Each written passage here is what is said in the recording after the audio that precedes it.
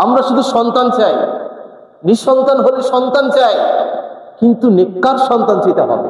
যদি কুসন্তান হয় তাহলে সেই সন্তানে আপনি সন্তানের যে ব্যথা বেদনা এতদিন উপভোগ করেছে তার চেয়েও সেই সন্তান আপনার জন্য আরো কঠিন বিপদের কারণ হয়ে দাঁড়াবে, ঠিক কিনা বলেন? সেজন্য পয়গম্বররা যখন সন্তান চেয়েছে তারা সৎ সন্তান চেয়েছে, নেককার সন্তান চেয়েছেন। হযরত ইব্রাহিম আলাইহিস সালাম তিনি ৯৬ বছর বয়স পর্যন্ত তার কোনো সন্তান ছিল না, স্ত্রী বন্ধা। যেখানে সকল ক্ষমতা শেষ সেখান থেকে কার ক্ষমতা শুরু? আল্লাহর ক্ষমতা শুরু। ৯৬ বছর বয়স। ইব্রাহিম আলাইহিস সালাম সামান্য সময়ের জন্য হতাশাগ্রস্ত হন না। তিনি জানেন যেটি কেউ দিতে পারে না সেটি পারে কে? ইন্নাল্লাহা আলা কুল্লি শাইইন কাদির ফাআলুল লিমা ইউরিদ। তিনি যা ইচ্ছা তাই করতে পারেন, তিনি সর্বময় ক্ষমতার অধিকারী। সেই বিশ্বাস নিয়ে ইব্রাহিম আলাইহিস সালাম তিনি প্রতিনিয়ত আল্লাহর কাছে চাইতেন, রব্বি হাবিলি মিনাস সালিহিন, আল্লাহ তোমার পক্ষ থেকে আমাকে একটা নেককার সন্তান দান কর। আল্লাহ রাব্বুল আলামিন তার সেই দোয়া কবুল করেছেন কিনা বলেন? ফাবাশশারনাহু বিগুলামিন হালিম। আল্লাহ রাব্বুল আলামিন ইব্রাহিম আলাইহিস সালামকে বললেন, ইব্রাহিম আমি তোমাকে ধৈর্যশীল এক সন্তানের সুসংবাদ দিচ্ছি। সুবহানাল্লাহ। ৯৬ বছর বয়সেও পয়গম্বররা নিঃসন্তান থেকে মুক্তির জন্য, সৎ সন্তান পাওয়ার জন্য আল্লাহর কাছে প্রার্থনা করেছে। এছাড়াও দেখেন জাকারিয়া আলাইহিস সালাম, জাকারিয়া আলাইহিস সালাম তিনি মারিয়াম আলাইহিস সালামের তত্ত্বাবধানে ছিলেন।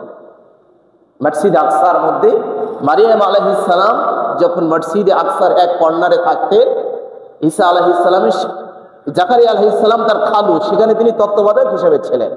তিনি দেখতেন যে মারিয়াম আলাইহিস সালামের কাছে বিভিন্ন যে সিজনের ফল নয় সেই সিজনের ফল মারিয়াম আলাইহিস সালামের কাছে তিনি দেখতে পেতেন। দেখতে পাওয়ার পরে তিনি মারিয়ামকে প্রশ্ন করলেন, ইয়া মারিয়াম এগুলো কোথা থেকে আসে তোমার কাছে? তখন মারিয়াম আলাইহিস সালাম উত্তর দিলেন, এগুলো আল্লাহর পক্ষ থেকে আমাদের কাছে আসে, আমার কাছে আসে। তখন জাকারিয়া আলাইহিস সালাম তিনি মনে মনে তার এই দৃঢ় চিন্তা তার মনের মধ্যে জাগলো, যে আল্লাহ যে সিজনের ফল নয় সেই সিজনের ফল যদি মারিয়ামকে খাওয়াতে পারেন, আমার স্ত্রী বন্ধা, আমি বৃদ্ধ হয়ে গিয়েছি, তাহলে সেই আল্লাহর পক্ষে অসম্ভব নয় যে এই অবস্থায় আমাকেও একটি সন্তান আল্লাহ আমাকে দান করতে পারে। সুবহানাল্লাহ। জাকারিয়া আলাইহিস সালাম সাথে সাথেই সেখানেই দাঁড়িয়ে কোরআনের আয়াত, হুনালিকা দাআ জাকারিয়া রাব্বা, আল্লাহ রাব্বুল আলামিনের কাছে দোয়া করলেন যে রব্বি হাবিলি মিন লাদুনকা যুররিয়াতান তাইয়্যিবা ইন্নাকা সামিউদ দুআ, আল্লাহ তোমার পক্ষ থেকে আমাকে একটা নেককার সন্তান দান করো। সুবহানাল্লাহ।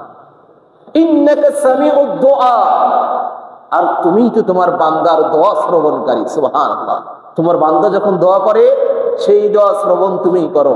আল্লাহ আমার তোমার পক্ষ থেকে আমি জাকারিয়াকে একটা নেককার সন্তান দান করো। তাহলে পয়গম্বররা যখনই সন্তানের জন্য প্রার্থনা করেছেন তারা কি সন্তান চেয়েছেন বলেন? নেককার সন্তান চেয়েছেন। সেজন্য নেককার সন্তান চাওয়া, এটি জন্মের আগে হোক পরে হোক, সন্তানকে নেককার সন্তান বানানো পিতা মাতারও দোয়া কবুল হয়। আল্লাহর হাবিব বলছেন, সালাসু দাওয়াতিন মুস্তাজাবাত, তিনজন ব্যক্তি এমন আছে যে তাদের দোয়া আল্লাহ রাব্বুল আলামিনের কাছে করেছে, সাথে সাথেই মঞ্জুর হয়ে গিয়েছে। সুবহানাল্লাহ। দাওয়াতুল মুস্তাজাবা, তিনজনের মধ্যে একজন হচ্ছে দাওয়াতুল ওয়ালিদ, পিতা মাতা যখন তার সন্তানের জন্য দোয়া করে আল্লাহ রাব্বুল আলামিন সেই দোয়াটা সাথে সাথেই কবুল করেন। সুবহানাল্লাহ বলেন। এরপর আরেকজন হচ্ছে দাওয়াতুল মুসাফির, মুসাফির হালাতে যে ব্যক্তি থাকে তারও দোয়া কবুল হয়।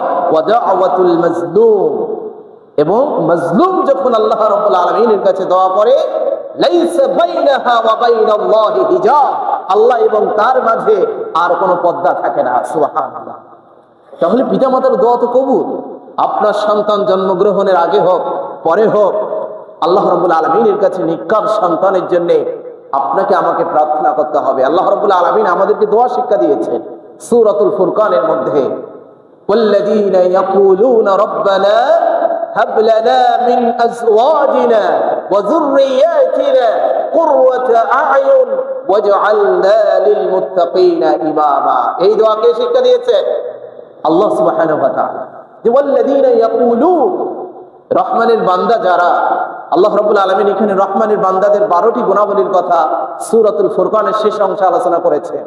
তার মধ্যে একটি গুণাবলী হচ্ছে যে রহমানের বান্দা যারা হবে তারা আল্লাহ রাব্বুল আলামিনের কাছে দোয়া করে, রব্বানা হাব লানা, আল্লাহ তুমি আমাদেরকে দান করো, মিন আজওয়াজিনা, আমাদেরকে এমন স্ত্রী দান করো, ওয়া যুররিয়াতিনা, এমন সন্তান সন্ততি দান করো আল্লাহ, আমার স্ত্রী আমার সন্তান সন্ততি দেখে যেন কুররাতা আ'য়ুন, আমার চক্ষু শীতল হয়ে যায়। সুবহানাল্লাহ। এই দোয়া কে শিক্ষা দিয়েছে? আল্লাহ সুবহানাহু ওয়া তাআলা। রব্বানা হাব লানা মিন আজওয়াজিনা, তারপরে কি, ওয়া যুররিয়াতিনা কুররাতা আ'য়ুন ওয়াজআলনা লিল মুত্তাকিনা ইমামা, আল্লাহ আমাদেরকে মুত্তাকিদের লিডার বানাও। সুবহানাল্লাহ। তাহলে সম্মানিত মুসলিম, সন্তান ভূমিষ্ঠ হওয়ার আগে হোক পরে হোক, নেককার সন্তান জন্য আল্লাহ রাব্বুল আলামিনের কাছে প্রার্থনা করতে হবে, আরাধনা করতে হবে। এটি পয়গম্বররা করেছে, আপনি আর আমি কেন করব না? কেননা সন্তান যদি সুসন্তান না হয়, সন্তান যদি বদ সন্তান হয়, কুসন্তান হয়, আপনি যেমন অতিষ্ঠ হবেন, আপনি যেমন অতিষ্ঠ হবেন, আপনার পরিবার অতিষ্ঠ হবে, আপনার সমাজ অতিষ্ঠ হবে। সেই সন্তানের মাধ্যমে সন্তান যদি বিস্ফোরা হয়ে দাঁড়ায়, তাহলে গোটা সমাজ তার দ্বারা প্রভাবিত হবে এবং গোটা সমাজের মানুষ তার জন্য অতিষ্ঠ হয়ে যাবে। সেই জন্য সন্তানকে সবসময় নেক সন্তান বানানোর জন্য আল্লাহ রাব্বুল আলামিনের কাছে দোয়া করতে হবে।